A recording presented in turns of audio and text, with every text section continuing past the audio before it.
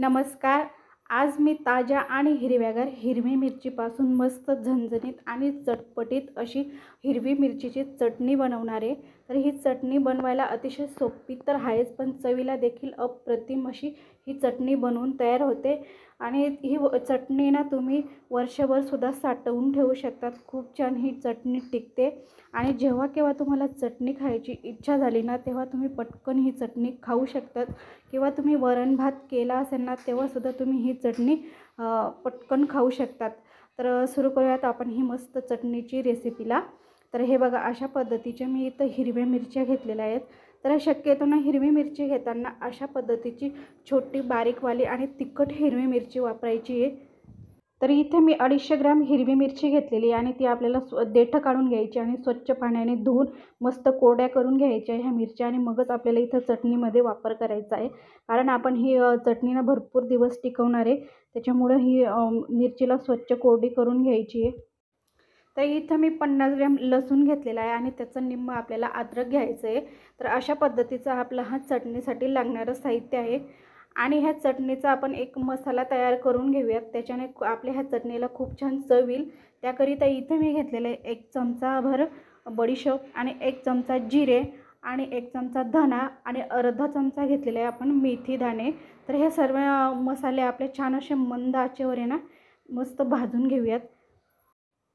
तर एखाद मिनिटानंतर आपले हे मसाले ना छान असं मस्त खमंग भाजले गेले की छान असा मस्त सुगंध सुटलेला आहे. तर अशा पद्धतीने आपण हे मसाले ना भाजून घेऊयात. तर हे मसाले टाकल्याने आपल्या ह्या चटणीला आहे ना खूप छान अशी मस्त लोणच्यासारखी चव येते. त्याच्यामुळे आहे ना हे सगळे मसाले आवर्जून घालायचे. तर हे बघा, पाहू शकतात अशा पद्धतीने मस्त खमंग असे आपले हे मसाले भाजून झालेले आहेत. आता आहे ना मी इथं पूर्णपणे थंड करून घेतल्यावर मग आपल्याला मिक्सरमधून हे ना मस्त बारीक करून घ्यायचं आहे. तर अशा प्रकारे आपली छान अशी मस्त बारीक झालेली आहे. जास्त पावडरसुद्धा नाही आहे, अगदी थोडीशी भरड ठेवलेली आहे. आता त्याच मिक्सरच्या भांड्यामध्ये आपल्याला लसूण घालायचे आहे आणि सोबतच इथे मी अद्रकसुद्धा टाकून घेणार आहे आणि याची आपल्याला आहे ना थोडीशी जाडसर अशी पेस्ट तयार करून घ्यायची आहे. जास्त बारीकसुद्धा करायची नाही. हे बघा, अशा प्रकारे मी इथं करून घेतलेली आहे. सोबतच आपण ह्याच मिक्सरच्या भांड्यामध्ये ह्या मिरच्या आहेत ना आपण हे सुद्धा बारीक करून घेणार.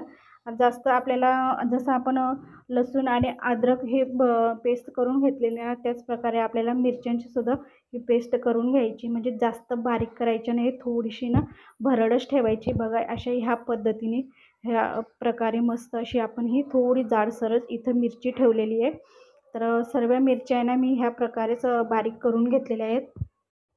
तर हे बघा, ही मिरची आपण मिक्सरला फिरवत असताना ह्या मिरचीला खूप कमी पाणी असतं, त्याच्यामुळे ना ही मिरची पाणी अजिबात सोडत नाही. पण इथं जर तुम्ही जाड आणि मोठीवाली ही मिरची वापरली ना, तर त्याच्यामध्ये भरपूर प्रमाणात पाणी असतं.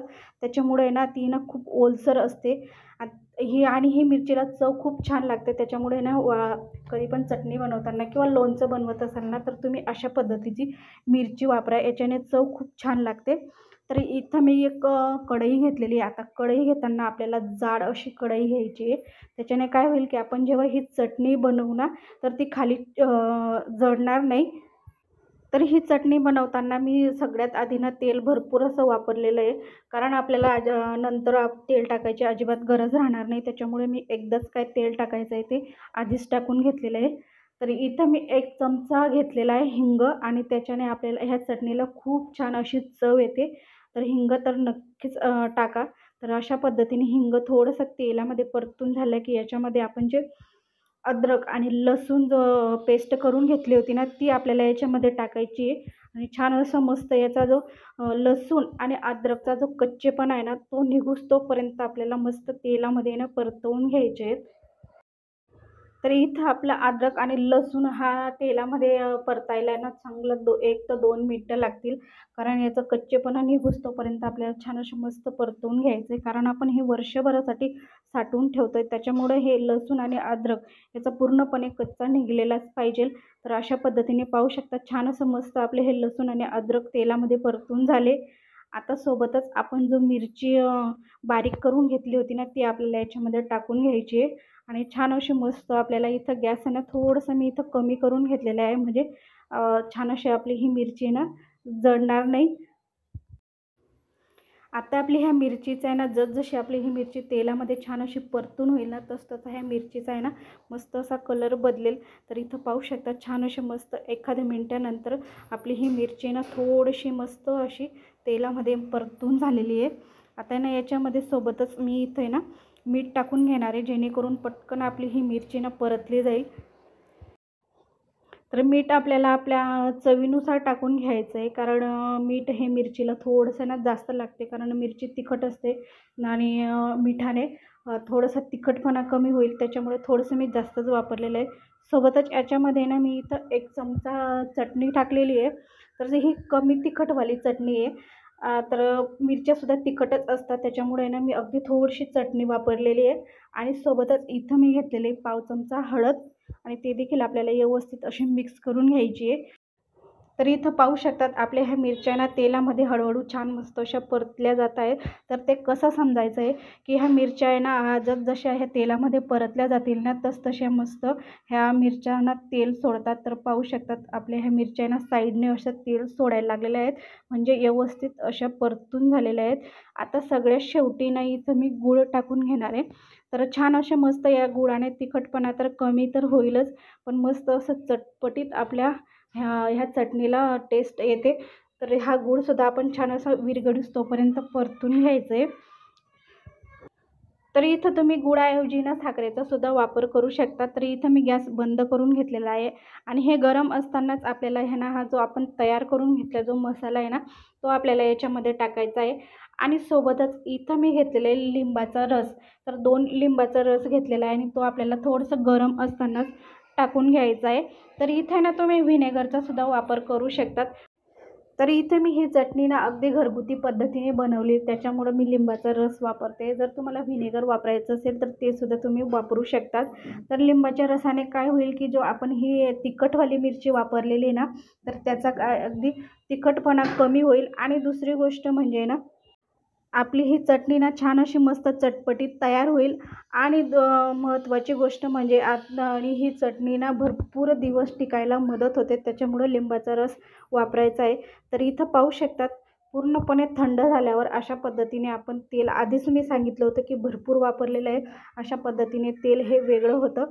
तर आता आपण हे ना थंड झाल्यावर अशा पद्धतीची काचेच्या बरणीमध्ये भरून घ्यायची आहे, जेणेकरून आहे ना आपली ही चटणी ना भरपूर दिवस टिकायला मदत होते, अजिबात खराब होत नाही. प्लास्टिकच्या डब्यामध्ये भरू नका, अशा पद्धतीने काचेची छोटी बरणी असते त्याच्यामध्येच भरा.